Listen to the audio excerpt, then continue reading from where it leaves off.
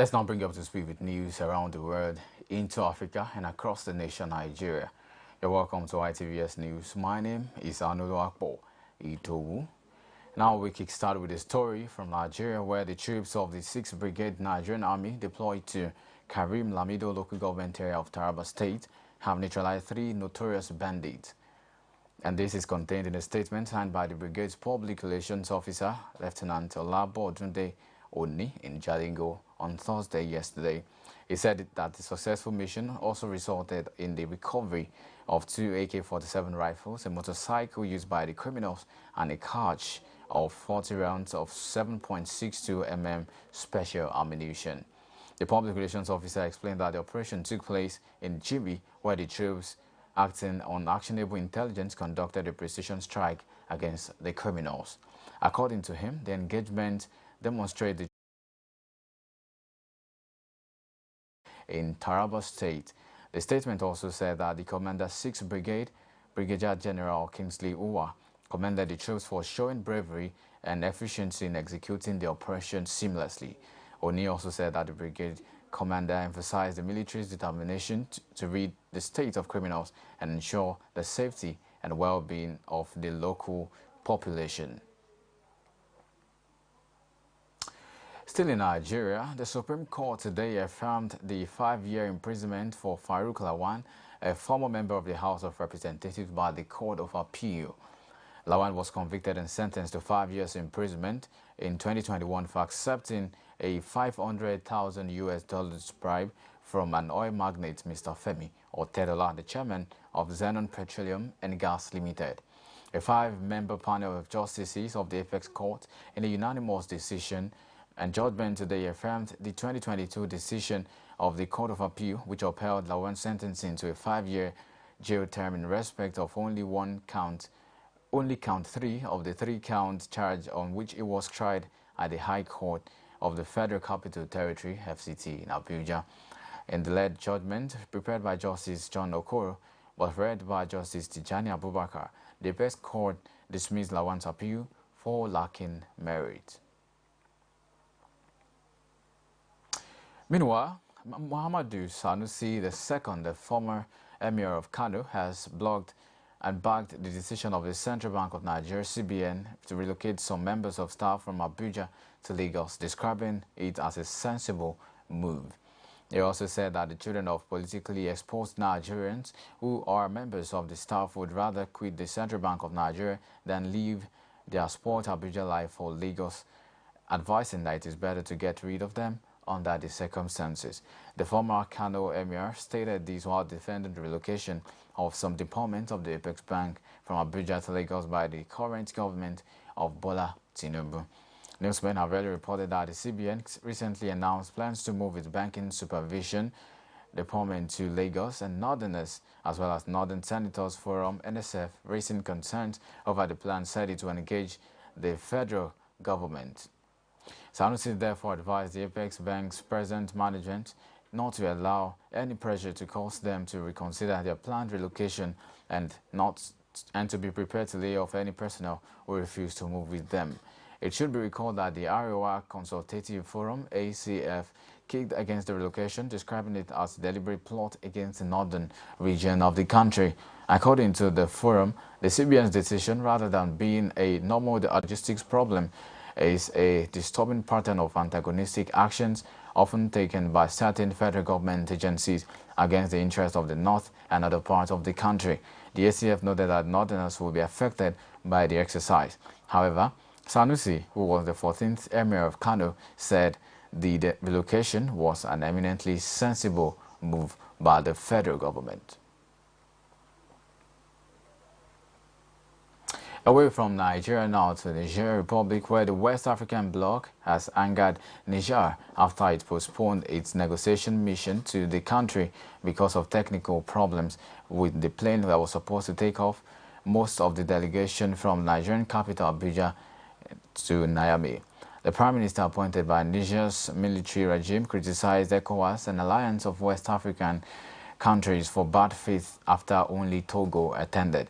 A statement from ECOWAS explained that their absence was not meant as a snub to the military-led country, but rather because of technical problems with the aircraft the Commission had chartered for the flight from Abuja to Niamey. The West African bloc said it will reschedule the mission as soon as possible. ECOWAS has imposed tough sanctions on Niger since the coup toppled President Mohamed Bazoum in last July. It has demanded the release of President Bazoum several times since he was put on the house arrest.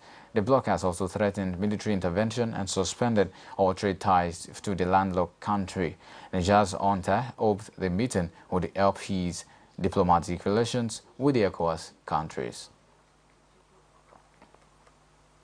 Away from Niger now to Ghana, where Ghanaian journalists have declared the media blackout on Fisheries Minister Mavis Howard Kumsen, following a physical attack on the reporter alleged to have been carried out by her supporters. The minister, who is an MP for the governing New Patriotic Party, NPP, denied any involvement in the incident, terming the accusations against her political.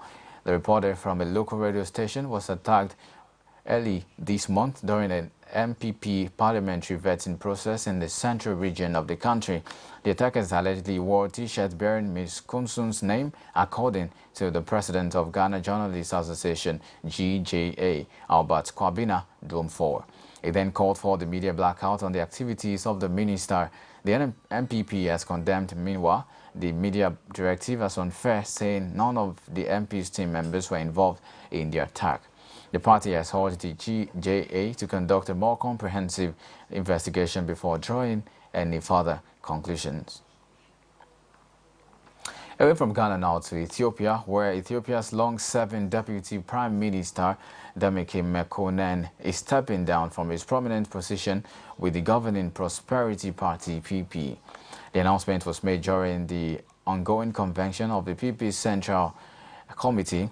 Mr. Demeke, who also serves as the country's foreign minister, will also depart from his ministerial positions, according to local media reports. The politician hails from the country's Amhara region that has been blighted by armed conflict for the past 6 months. He has been Deputy Prime Minister since 2012 and as such has been a point of continuity as the country went through political upheavals. He became Foreign Minister in 2020. Temesgen Tirune, the head of Intelligence Service, has been elevated to Deputy Chair of the PP and, according to reports, could be appointed to Mr. Demeke's ministerial positions. Further changes are expected as the party's convention progresses in the course of the event. And in South Sudan has received over 500,000 people who are fleeing the conflict in neighboring Sudan, according to the United Nations Humanitarian Agency reports. In its latest situational report on the Sudan crisis, the United Nations Office for the Coordination of Humanitarian Affairs, OCHA, says almost 5,176,000 people have been recorded to have crossed the border to South Sudan since fighting broke out in Sudan on the 15th of April 2023. About 81% of the arrivals were South Sudan nationals and 18% were Sudanese refugees, according to the statement. OCHA also said there was a substantial increase in the number of Sudanese refugees and asylum seekers entrant into South Sudan this month. The agency also says that there is a rising number of refugees arriving through South Sudan's border town of Reng, is posing security challenges to local authorities and humanitarian partners. These military rulers ended the 2015 peace deal with Tuareg rebels in the country's north, a move that could further destabilize the Sahel nation. In a statement read on state television, the UNTER spokesperson, Colonel Abdullahi Maiga, said it ended the deal due to a change in the posture of certain signatory groups and acts of hostility by the lead mediator of the deal, Algeria.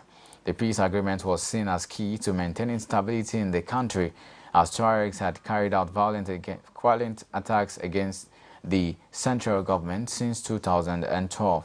However, there has not been any reaction from the Algerian government. The Tuareg group said it was not surprised by the decision, and last month the group suspended their participation in the deal pending the organization of a crisis meeting the Malian government on neutral ground.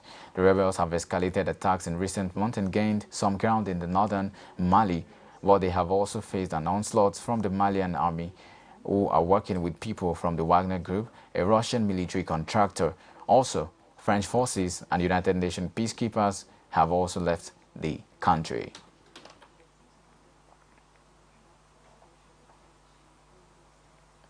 Let's now join Favor for the entertainment and sports stories, but that will be shortly after this break. Stay with us. Wherever, whenever there is a story, that is where you find us. Where the gist is developing, that is where we cast our net. Where there is a drama, you can trust us to act it out. And where there is news, reporting is our delight. Even on the go, we are ready to track it. At Immaculate Television, we bring you the latest, hottest, and spot-on news as it makes the rounds all over the world. Reporting from the nooks and crannies of both rural and urban communities. Talk of politics, business, sports, entertainment, events, and many more. You can trust us with your airtime and view time, because we are binoculate. We are Immaculate Television. ITVS.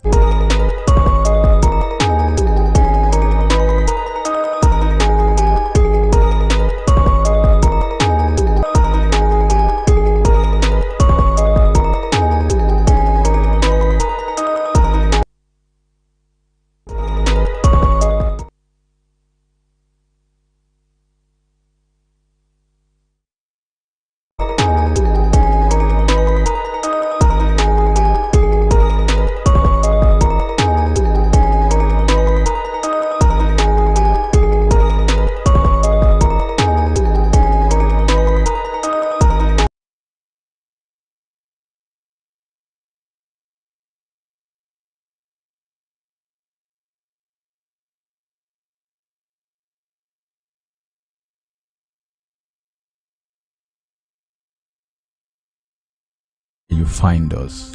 Where the gist is developing, that is where we cast our net. Where there is a drama, you can trust us to act it out. And where there is news, reporting is our delight. Even on the go, we are ready to track it. At Immaculate Television, we bring you the latest, hottest, and spot-on news as it makes the rounds all over the world. Reporting from the nooks and crannies of both rural and urban communities. Talk of politics, business, sports, entertainment, events, and many more. You can trust us with your airtime and view time, because we are binoculate. We are Immaculate Television. ITVS. Wherever, whenever there is a story, that is where you find us. Where the gist is developing, that is where we cast our net. Where there is a drama, you can trust us to act it out. And where there is news, reporting is our delight. Even on the go, we are ready to track it. At Immaculate Television, we bring you the latest, hottest, and spot-on news as it makes the rounds all over the world. Reporting from the nooks and crannies of both rural and urban.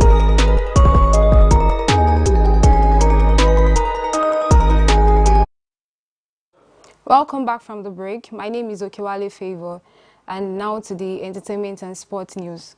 The Nigerian Police Trade Force Criminal Investigation and Intelligence Department (FCID) Alagbo in Ikoyi, Lagos State, have disclosed the arrest of Onyehabuchi Daniel Okafor and Jasmine Chioma Okekeagu for conspiring and defrauding Mr. John Ikechukwu Okafor, popularly known as Mr. Ibu, of the sum of 55 million naira.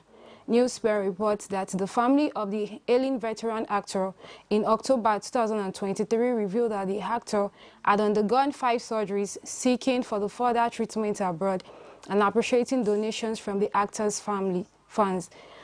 But the FCID, in a press release on Thursday, disclosed that the department acted on a petition received from Diamond Waves Law on behalf of the actor's wife, Stella Maris Chinyere Okafor, alleging that the 2 sons of Mr. Ibu conspired and with his adopted daughter Jasmine to defraud their father. Continuing, the FCID spokesperson ASP Mayegun Aminat explained how the duo reinstalled the banking app on the phone belonging to Okafor and transferred the sum of 55 million naira from the donations for the actor's medical bill. According to the police, the duo Okafor Jasmine already had a sham marriage at the Ikoyi registry and had applied for the visas to leave the country. The FCID, while stating that the sum of 50 million naira has been recovered from the suspects, added that they had both been charged at the Chief Magistrates Court 1, Yaba, in charge number A06-2024 for the conspiracy and stealing. Nigerian musical powerhouses Wizkid and Bloody Civilians are set to appear as featured artists on a forthcoming EP celebrating the enduring legacy of reggae legend Bob Marley. This collaboration marks a significant moment and the continuous intersection between the Afrobeat and reggae music. In 2023, Bob Marley's estate released the African Unite album that featured Nigerian superstars Panterakin, Sarkodie, Tiwa Savage, Oxlade, and Harvester. The upcoming One Love EP is set to extend Bob Marley's influence, which continues to endure and unite audience worldwide. Wizkid's presence on the EP is another mark of his status as a global superstar, whose music has made him one of the biggest African artists in the world. Bloody Civilian attracted mainstream attention when she featured on the Black Panther soundtrack. Since then, she has earned commercial success in her debut EP, Anger Management. The upcoming Bob Marley EP is set to further introduce his music to new generations of listeners while also capturing the continuous global rise of Nigerian music. Now to the world of sport.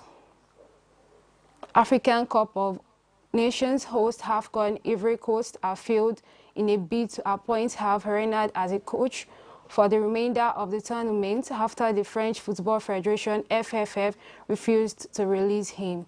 The FFF confirmed to the AFP that they were not willing to loan the 55-year-old who is currently the coach of France's women's team. Talks are taking place between the Ivorian Football Federation and the French counterparts in an attempt to bring Renard midway through the AFCON. Renard enjoyed great popularity in Ivory Coast after leading the team to the 2015 African title. He also won the competition with Zambia in 2012 and has managed Morocco and Angola. Yet he's under contract as coach of the French women's team through the end of this year's Paris Olympics, and Le Bleu has also have a UEFA Nations League semi-final to play against Germany in Lyon on February 23. The Ivorians had hoped to have Renard on the bench for their last 16 tie against reigning champion Senegal on Monday, while the AFCON final takes place on February 11. The Elephants squeezed into the last 16 as the best third-placed team after a group stage in which they defeated Guinea-Bissau 2-0 before losing 1-0 to Nigeria and 4-0 to Equatorial Guinea. Jean-Louis Gazette also sacked as coach on Wednesday due to the team's unconvincing form at the AFCON, which former player Emas Faye named as interim boss. We've come to the end of the entertainment and sport news. Thank you. My name is Okewale Favor once again. Over to Anolu Akpo for the rest of the news.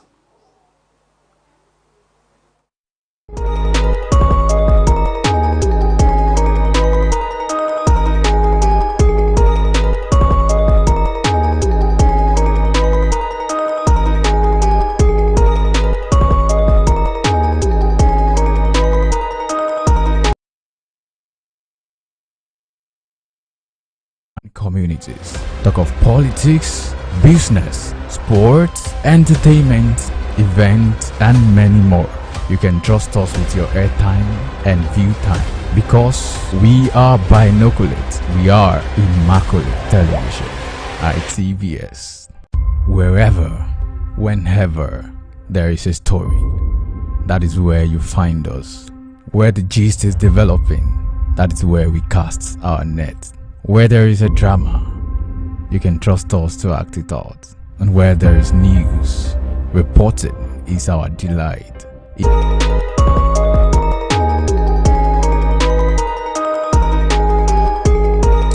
Thank you, Okewale Favor, for that entertaining and sports story.